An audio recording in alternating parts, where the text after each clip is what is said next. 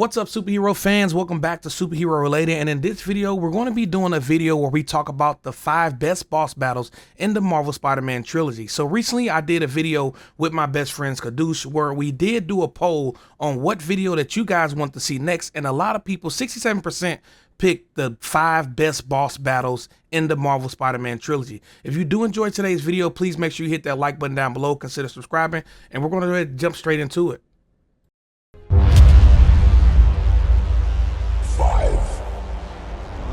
Let's start the video off with the Miles and Rhino's boss fight, which I think is a very dynamic and iconic scene to open a game with. The combat is so dynamic, they have Rhino coming in and out of focus, so while Miles was busy fighting off the prisoners, it kind of gives you that feeling that you have something going on in the background which you have to watch out for, because it could come out of anywhere at some point. And what makes it better is the fact that we have a city destruction. Do you know what I mean? So I'm a sucker for, boss fights that goes around the whole city, so it shows how immensely strong these characters are. So you have Miles and Peter sticking to Rhino even though he was tearing through concrete walls and all that kind of stuff. He shows how strong these characters are and how dedicated they are to stopping Rhino. So we have the scene where they're in a shopping mall. Obviously it's during Christmas time, so families are out there shopping for the Christmas period, and Rhino's literally just running through, disregarding human life, and you have Miles kind of changing the trajectory, trying to minimize the casualties if there's any at this point. And then there was a scene where there was the baby in the front, and Miles tried to save the baby,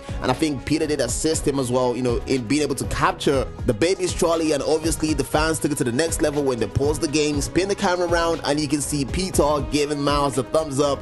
To me, that's the cherry on the cake, because it shows how much dedicated these developers are to add little details in the game. I also want to mention, minutes before this scene happening, you can see Rhino swinging on the Insomniac logo. It just amazes me, because how strong is that string on the logo to be holding Rhino, which we know weighs tons? Do you know what I mean? So I don't know, that's just another mystery here and there. So, and just to sum things up, we have the scene where Miles discovered his inner abilities. Obviously, he was able to use the Venom Punch for the first time, and that just made him different from the other Spider-Man, because obviously they were both Spider-Mans at that point, but then that made him different because he was then himself. And right up after the moment, Miles became OP, and it was time for Rhino to get packing. This is what makes the whole interaction so wholesome. It's the right intro for a game. I think they've done a really great job. The snow effects, the destruction in the city, the dynamic of the combat, going from one place to another here and there, showing you different scenes and the capabilities of these heroes, and obviously the villain makes this such a great game. Obviously we know they had a second fight in the game later on, but to me, I think the opening of the game is always the cherry on the cake, because it gives you more than what you expect, because it's just the start of the game, and obviously whatever they show after that is just something you've seen before. So this makes it a wholesome experience. Let me know in the comment section if you agree. So it's no secret that Marvel Spider-Man 2 was one of the most successful games to come out in 2023, and it would be very bad for me and Skadoosh not to mention one of the biggest boss fights out in the game, and yes, I'm talking about Kraven and Venom. Now this game definitely has some great boss fights, but this one kind of stands out to me and Skadoosh other than, the rest of them, because some of you guys may know, and I'm looking at my comic book friends here, that Venom and Kraven rivalry was some of the best battles that we have seen in the Marvel comic books. Now Kraven has fought Venom on multiple times and multiple different occasions in the comics, and the Venom variants that he did fight was Flash Thompson, Agent Venom, his Venom variant, and he also fought Eddie Brock's Venom variant. In both of these battles, Kraven the Hunter did seemingly get the upper hand on Agent Venom, and he did get the upper hand on Eddie Brock. But this was kind of crazy that Insomniac did this spin with having Harry as Venom, and it seems that, obviously you guys know because he got his head bit off, that Kraven did not win this battle. So now what's crazy is that this battle was so good because it was seemingly filled with so much emotion.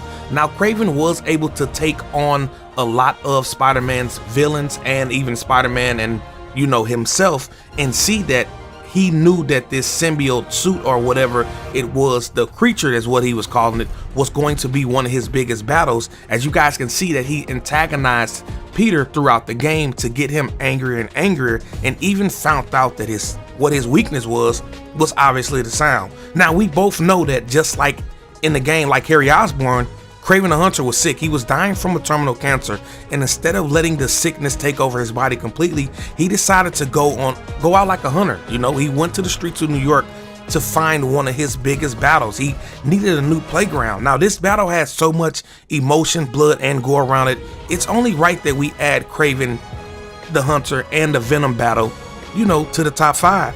Even though Kraven died and got his head bitten off, this was still one of the best battles in the game.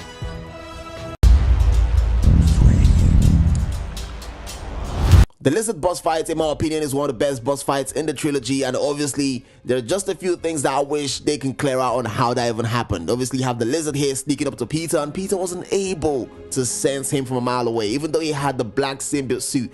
Take for example in the Marvel Infinity War movie, where you have Peter sleeping on the bus and he was able to sense that the city was under attack.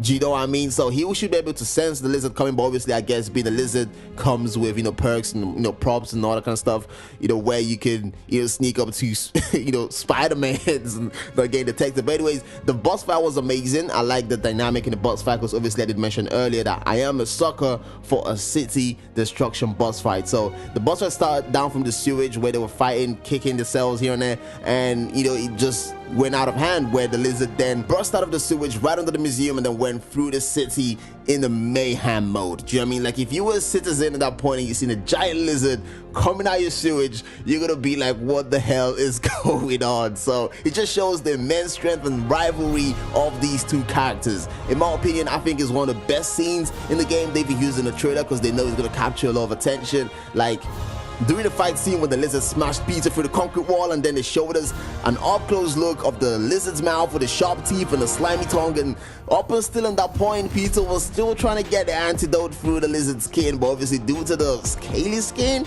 it was a tough job, do you know what I'm saying? Which then prolonged the fight to then go much further. And obviously, you know, the Hunters did intervene. Kraven did come out of nowhere, you know, he comes out of nowhere most of the time. Like, then he has the crossbow with an explosive ammunition, which he shot the Lizard, and, you know, obviously he did cut his tail in half, and they showed us the regeneration of the Lizard, which is awesome. And obviously the fight then went back down again to the sewage, which I think, you know, it would have been better if they changed the environments, because we went from the sewage to the city and then back to the sewage again. It would have been much better if they changed the third environment, but it was still a good boss fight, you know what I'm saying? It has all the boxes ticked, you know, the dodge sequence, you know, when he's running up the skyscraper, you have to dodge at the cars, you know, to try to get hit, and obviously like having the third party who joined the boss fights, the Hunters, giving you a sense of something else going on in the background, so you just know you and the Lizard. So you have the police, you have the Lizard, and, you know, you have Kraven as well. And then you have Peter's arrogance statements, for example, when he said, cool, yes, the cops are here, you know, stay out of my way, something like that. Yeah, so he kind of makes the whole boss fight, you know, sound and look very menacing. So for the number 2 spot, I have Sandman, Miles, and Peter. Now, a lot of people are going to be upset about this, but hear me out. We all know that Marvel Spider-Man 2 had some amazing boss battles like Peter and Miles, Peter and the Lizard, and even Kraven and Venom, etc. This is the very first mission in the game, and for some reason, it felt like as if it was supposed to be the last mission. Now, hear me out. One thing that I do like about Insomniac Games is that when you play Marvel Spider-Man 2018, it's already hinted that Peter has fought a lot of these enemies in his past, and they are currently locked up on a raft. Now, we all know that Sandman was mentioned in the previous games when you go around finding Peter's backpacks, and he says this. Still not sure if opening this would set the Sandman free, but I'm in no hurry to find out.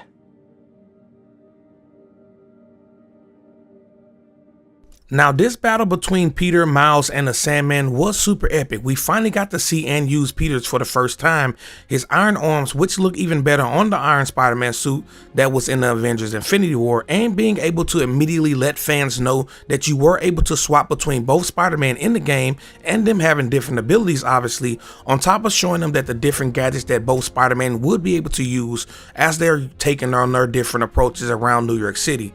This battle again was filled with a lot of anger coming from Flint Marko, aka the Sandman, because Kraven the Hunter did find out where him and his daughter were currently living and kidnapped her to ensure that Sandman would essentially get the job done and cause the distraction in which he was used for. And even after the battle, the finishing touch was that getting Marco his memory back. Once he was captured, you had to go around New York City and finding the crystals in order to help him regain his memory. Now, a lot of fans, including myself, said that Peter and Miles and Sandman battle was arguably debatably better than the ending boss battle between Peter, Venom, and Miles. But I am curious as to what the fans have to say down in the comment section below. But yeah, that's me and Skadoosh. This is what we have for our top 5 boss battles, and I can't wait to see who takes the #1 spot in the top 5 boss battles in the Marvel Spider-Man trilogy.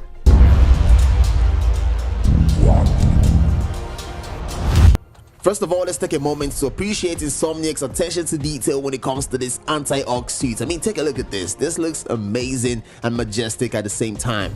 So Peter had to make his own suit in order to face off against Dr. Octavius, just to be on the same level just in case. And obviously, right up in that time, Peter was convinced that he only knew Dr. Octavius' real identity, while Octavius didn't know his. And obviously, I think Peter was pulling his punches right up until that moment when Dr. Octavius revealed that he knew Peter's identity. And you can see in that moment how it changed his mood, and he was like, "You knew?" kind of thing. Like, you still went on with causing all this pain, you making my Aunt May die, and you're still going on? Like, what kind of monster are you? Right up until that moment, Peter was pulling his punches, and when he discovered that Octavius knew his identity and didn't care less, like he was ready to go through him in order to achieve his goals, that was when Peter understood that the dog he once knew is no longer salvageable, and obviously he had to take him out. So the gloves came off. He wasn't pulling his punches anymore. I don't know how your gameplay was in the sequence right here, but I was kicking his behind. You know what I mean? Like,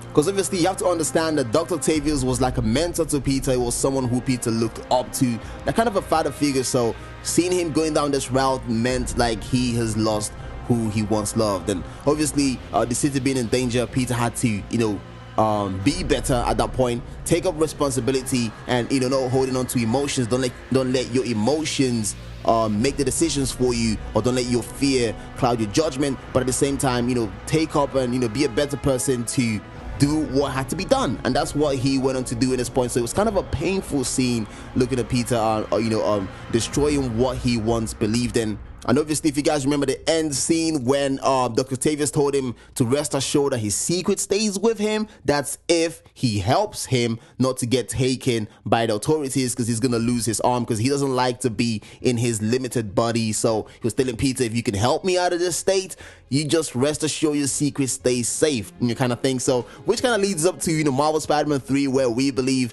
Dr. Octavius might reveal to Osborn the identity of the Spider-Mans, okay? And a few episodes of the moment when Dr. Connors did ask Peter, how did you get the symbiote? And he said Harry gave it to him. In my opinion, I kind of felt like Spider-Man did give up his identity in that moment, because how many friends did Harry have after he came back from his treatment? I mean, he only had a few friends. So if you're like a genius, you can sum it up. You can know where or who he gave it to and who Spider-Man is, kind of thing. So obviously this is something I just came up with, and I kind of realized it while I was playing the game again. I was like, oh, he did kind of hint he's Peter pretty much, and obviously. But anyways, so the sequence of this boss fight and the message it was given to be better. Obviously his Aunt May died while he had the antidote, the serum in his hands. He could have given it to his Aunt May, but he decided to let her die and save many. So this is what the true message of Spider-Man is, to be better, to take the tougher decisions when you have to take them. And this is why this scene right here, this combat scene right here, this boss fight is one of the best ever in the first game. Obviously the suit was amazing. Ambience where the fight took place, in this raining, stormy weather, just made the whole thing top notch. And here you have it, guys. This is our top 5 best boss fights in Insomniac's Marvel Spider-Man trilogy. If you guys did enjoy the video, go ahead and leave a thumbs up on the video and let us know what you guys think down in the comment section below of what is your top 5 boss battles in the Spider-Man Marvel's trilogy. Let us know down in the comment section below. If you guys are new to the channel, go ahead and hit that like button, consider subscribing. And I do want to thank the people that have been tuning in to the channel. Me and Skadoosh have had this channel for a couple of weeks now. We have been loving the interaction that we have been getting, and the channel is growing slightly fast, So thank you guys for tuning in, and I'll catch you guys on the next episode of GME Podcast.